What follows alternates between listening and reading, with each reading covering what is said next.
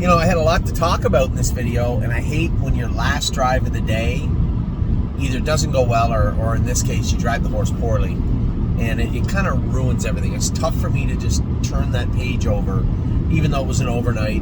I think all I was going to get was third. I definitely should have been third. And just a poor decision on my part with La Dorienne. Got away well. One of the long shots got away in front of me. Mark St. Louis is parked. Now we're coming to the half. Two of the favorites are sitting 1-2. Then you have a long shot. Horse on the outside parked. Long shot.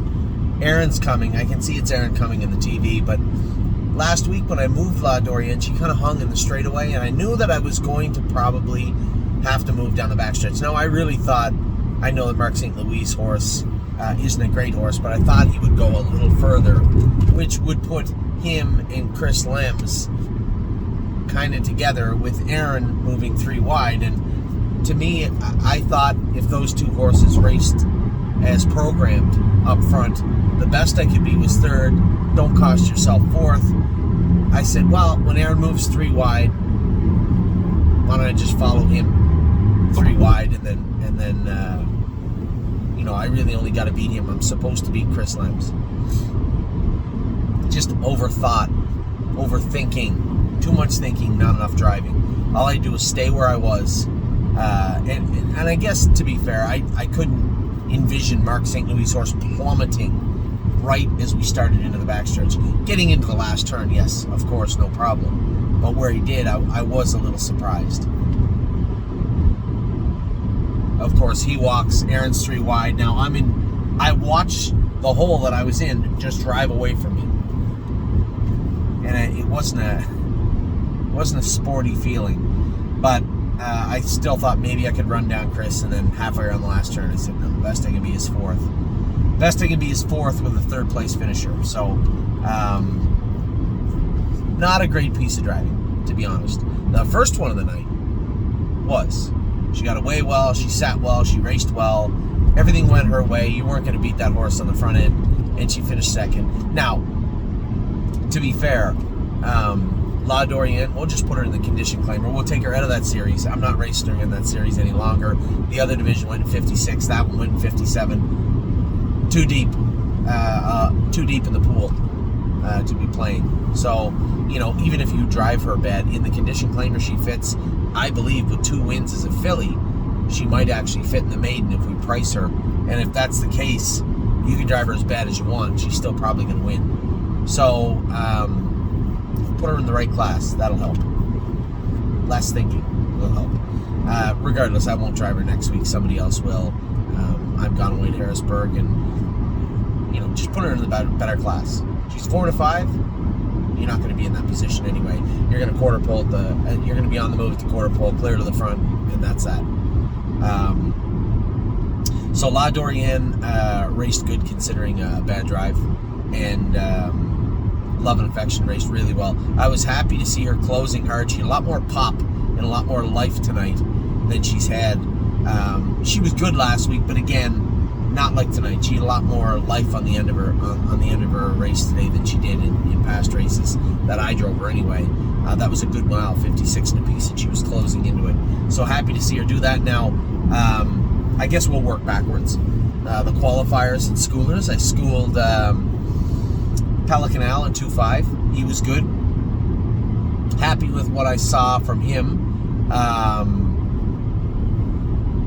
He's going to need a little more work. He was fine on the gate, but just more work. He's getting there. I have to keep telling myself, too. He's a 2-year-old.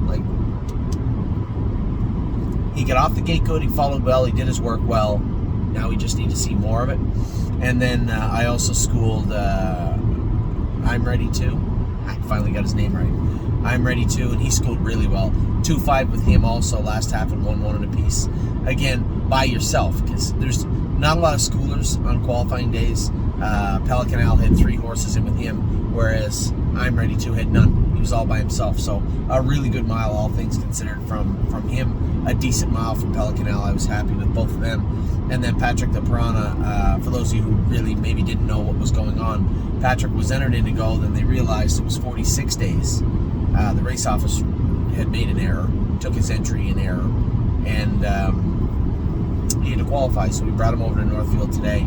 I was very surprised how well he got around Northfield Park. Now this is a horse that has won in Charlottetown in 51. He's raced on a half plenty of times, so it's not overly shocking, but how easily he come 27-1, and trust me when I tell you, there was a pretty significant headwind in the qualifiers. That was a 26 and a piece quarter for sure, and he was doing it quite easily. So very happy with what I saw from Patrick DePerona today. Also, earlier in the day, trained I'm Fancy Like up real good. I went a mile in 2 minutes. She's in 4 days. She's going to be tight. I was really happy with what I saw from I'm Fancy Like. Another horse that I thought was good was Dancing by Myself. He had acted up and made a couple of breaks on Joey. I went out and trained him. Put him in the race bike because I want to put a gate and pole on him and see how he was. Trotted good. My only takeaway was he was struggling in the turns a little bit. I believe to boost his confidence, and actually it would be a feather in our cap and his cap, he may go to Ontario. And I know Carla, that takes care of him, loves this horse to death, and she had tears in her eyes, but I'm telling her, he can come back. I think once he gets his confidence up, he can come back. But to get his confidence up, straightaways, he was very strong today. Now, I only won a mile in 2:15, so take that with a grain of salt. But there's never been a problem with this guy's speed, the turns. What happens is, you're training him in the turns, he gets very self-conscious, and when he gets out of gear, he gets angry. And then he'll take off in the straightaways, and then he'll hold himself up in the turns. And by the time you're actually finishing up your mile, he's rather angry, right, to train. And I think just getting him in a more subdued environment, on a bigger track, in an easier kind of softer training schedule, I think this horse could be a nice horse for us. You can tell there's racehorse speed in Dancing by Myself. I don't know how much. I think there's lots, because he doesn't seem to get tired. He does get angry, he does get frustrated, but he does not get tired. And I think that horse on a 5/8 mile track, training down, take him to Mohawk sometimes and train him, I think he could be a nice horse. And I think that's probably what we will do. I also started training on Fancy Like. I trained him. Really Don't Care is not trotting well. And I think by the time you watch this video, I'll have changed both their notations to broodmares. I just don't. Here's the thing. Two different situations. The first one is Hallie in the Clouds. Hallie in the Clouds' knees were bad. We put specific medication in her knees the other day, and the vet said this should help. And it did. She jogs sound, but when you speed her up, you still see a little head nod. She is a little sore in that right knee. Now we're getting up against it because she's supposed to be in the sale in the mid-December. Now that's 6 weeks away, but what happens if we go out to race her, she races poorly, or God forbid she injures herself? And that could be a real problem for us heading into December. So I'm more apt just to take the more conservative route and say, okay, yes, we put some expensive medication in her knees. We tried to help her. This isn't, if she was trotting 56, 57 every week and she was just getting a little chronically sore, fine, we can deal with that. This filly has to get over that hurdle. She only qualified in 2-4 and hasn't trained hard since. So what are we going to do? Go out and train her in 2-1, hope that her knees are fine afterwards. Then we're going to go out and try and find a race for her where? Because she's going to have to get to 57, 58 at the very least, and I just don't see her getting there in a very comfortable way. And what's at risk is her soundness. Really Don't Care, very similar. Why is she not trotting? We could add weight to her, make her trot, but at the end of the day, she's a condition claimer.